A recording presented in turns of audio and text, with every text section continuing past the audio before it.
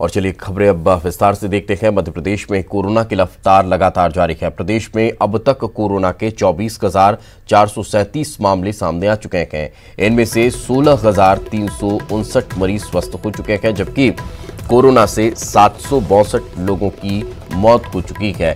प्रदेश में कोरोना के सबसे ज्यादा 6,339 मामले इंदौर में सामने आए हैं।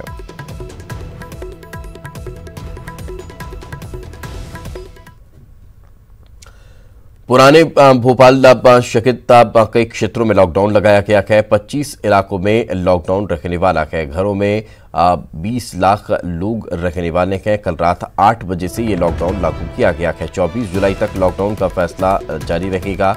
सप्ताह में 2 दिन पहले से ही लॉकडाउन की स्थिति है। नगर निगम करेगा दूध, किराना जैसे जरूरी सामानों की सप्लाई। एसडीएम अपने क्षेत्र में लॉकडाउन पर फैसला ले सकते हैं। पीएचएल के कुछ इलाकों में कल से 29 जून तक लॉकडाउन रहने वाला है। भोपाल पुराना शहर लॉक कर दिया गया है। ये अलग अलग तस्वीरें हम आपको दिखा रहे हैं। लॉकडाउन एक बार फिर लौटा है। पुराने भोपाल के साथ साथ कई और ऐसे इलाके जहां मामले बढ़ रहे हैं उन्हें लॉक किया गया।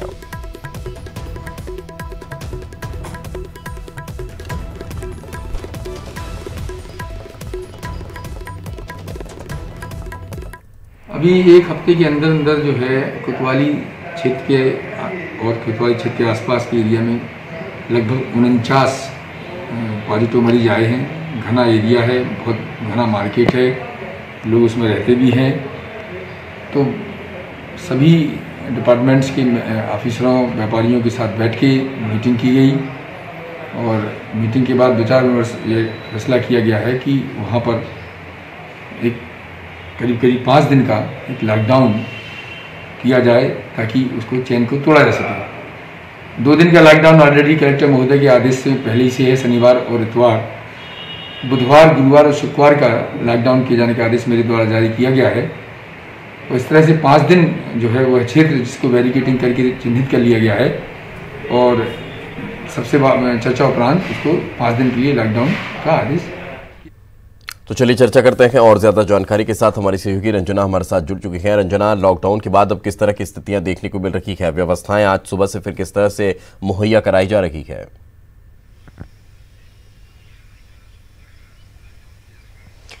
जी दिपेश, बिल्कुल पुराने शहर के बाजारों को बंद कर दिया गया है। यानी पुराने शहर में अब टोटल लॉकडाउन कर दिया गया है।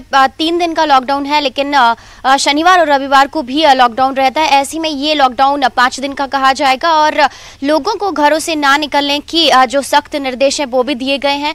हालांकि लोगों को जरूरत के सामान की कोई दिक्कत ना हो, इसीलिए नगर निगम ने खुद इंतजाम किए हैं कि जो नगर निगम के कर्मचारी हैं वो पुराने शहर के इलाकों में जरूरत के सारे सामान सप्लाई की जाएगी, चाहे वो सब्जी हो, किराना हो, दूध का हो, इन सब जरूरत के सामानों की रोजाना सप्लाई की जाएगी। और हालांकि एक और जो सुविधा है नगर निगम की तरफ से पुराने शहर के इलाकों में वो ये है कि यहाँ पर जगह जगह पर बैनर लगाए जाएंगे जिसमें सभी व्यापारियों के, किराना दुकान वालों के नंबर चस्पा किए जाएंगे। यानी अगर किसी को नगर निगम के कर्मचारियों से सामान नहीं बुलाना है तो वो खुद इन नंबर्स पर कॉल कर सकेंगे, जहां पर व्यापारियों के घर से उनके घर तक सामान पहुंच सकेगा। यानी जो लॉकडाउन के दिन है 4 से 5 दिन, उसमें किसी तरह से लोगों को दिक्कत ना हो, इसका पूरा ध्यान जो कलेक्टर है, जिला प्रशासन की टीम है, उन्होंने रखा है। और एक और बात यह है कि जिन जिन इलाकों में कोरोना पॉजिटिव केस बढ़ रहे हैं वहां पर जो लॉकडाउन है वो लगाने की तैयारी है। जिस तरह से बीएचएल के इलाकों में कल से लॉकडाउन रहेगा क्योंकि वहां पर भी कोरोना के केस बढ़ रहे हैं।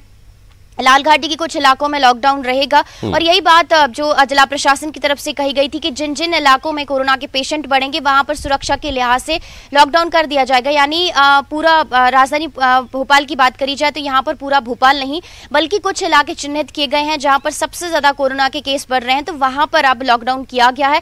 और दूसरी बात यह भी है कि पुराने शहर में भले ही लॉकडाउन किया गया है, कल रात 8 बजे से लॉकडाउन प्रभावी हो गया है, लेकिन फिर भी लोग जरूरत का सारा सामान लेने के लिए बाजारों में निकले, यानी बहुत ज्यादा भीड़ एक साथ देखने को मिली। और कोरोना पेशेंट बढ़ने का एक कारण यह भी है कि ना तो सोशल डिस्टेंसिंग का पालन किया जा रहा है और ना ही सही तरीके से लोग मास्क का इस्तेमाल कर रहे हैं। जागरूकता की कहीं ना कहीं अभी भी कमी नजर आ रही है। इतनी सख्ती के बाद भी जागरूकता लोग होते हुए दिखाई नहीं दे रहे हैं। खैर रंजना साथ पर रहें, आगे भी आपसे चर्चा करेंगे और यही वजह है कि लगातार सख्ती प्रशासन करता हुआ दिखाई देता है। आगे बढ़ते हैं, खबर ग्वालियर से है। आज से हटा दिया जाएगा दिन का कर्फ्यू।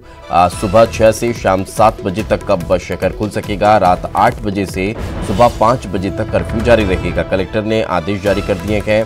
क्राइसिस मैनेजमेंट की बैठक में यह फैसला लिया गया है। कुल पॉजिटिव मरीजों का जो आंकड़ा है वो 1792 पहुंच चुका है। साथ ही साथ कलेक्टर ने यह भी कह दिया है कि अगर सोशल डिस्टेंसिंग मेंटेन नहीं की गई तो फिर लंबे लॉकडाउन के लिए भी शहर तैयार रहे। खबर भोपाल से, शिवराज कैबिनेट की आज जब महत्वपूर्ण बैठक होने जा रही है। सुबह 11 बजे मंत्रालय में बैठक होगी। कई अहम प्रस्तावों पर मुहर लग सकती है। हालांकि कल ये बैठक 11 बजे होनी थी, लेकिन इस बैठक में श्रद्धांजलि सभा के बाद तब बैठक को स्थगित कर दिया गया और सीएम रवाना हो गए थे उत्तर प्रदेश के लिए राज्यपाल को श्रद्धांजलि अर्पित करने के लिए। तो आज अब ये बैठक आयोजित की जा रही है।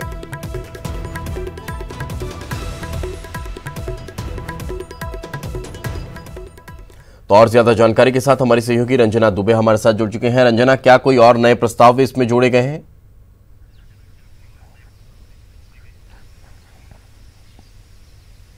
जी दिपेश, बिल्कुल शिवराज कैबिनेट की बैठक आज होने वाली है। सुबह 11 बजे से बैठक होगी। हालांकि कल ये बैठक होने वाली थी, लेकिन राज्यपाल के निधन के चलते बैठक को स्थगित कर दिया गया था। यानी जो कैबिनेट की बैठक जब शुरू हुई थी उसमें राज्यपाल लालजी टंडन को श्रद्धांजलि अर्पित की गई थी और उसके बाद मुख्यमंत्री शिवराज सिंह चौहान लखनऊ के लिए रवाना हो गए थे। यानी कल की जो बैठक स्थगित थी वो आज होगी और आज का ये महत्वपूर्ण जो प्रस्ताव है उन पर मुहर लग सकती है।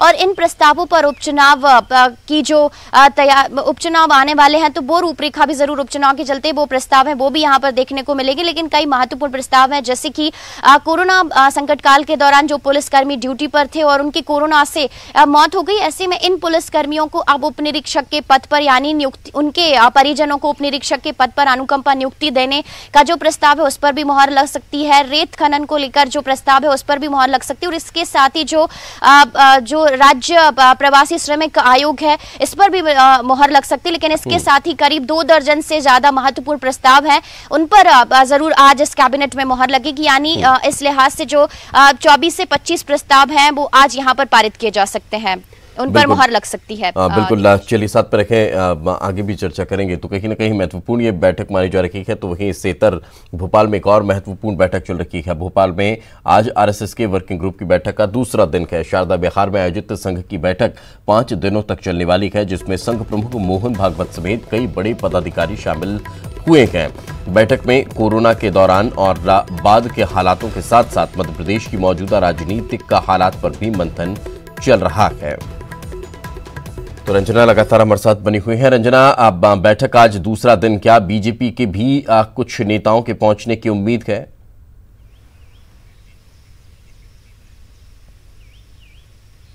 जी दिपेश, बिल्कुल संघ की जो बैठक है वो राजधानी भोपाल में शारदा विहार स्थित संघ कार्यालय में हो रही है।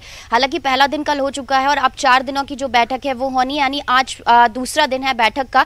कल जिस तरह से कई महत्वपूर्ण मुद्दों पर चर्चा हुई थी बैठक में, उसी तरह से आज भी कई महत्वपूर्ण मुद्दों पर चर्चा होगी। हालांकि ये नियमित बैठक है जो कि हर 3 महीने में होती है और इसी बैठक के लिए इस बार भोपाल को चुना गया है।